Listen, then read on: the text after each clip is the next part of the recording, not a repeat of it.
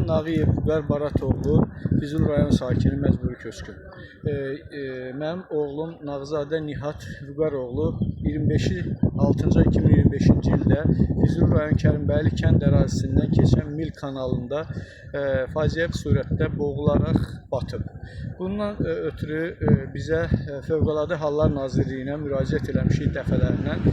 Dalğıc xilas etmə qrupası bir gündən sonra gəlib və suyun səviyyəsinin hündür olması, suyun iti axması səbəbindən onlar fəaliyyət göstərə bilmirlər, öz işlərini tam yerinə yetirə bilmirlər və öz işlərini tamamilə dayandırıblar.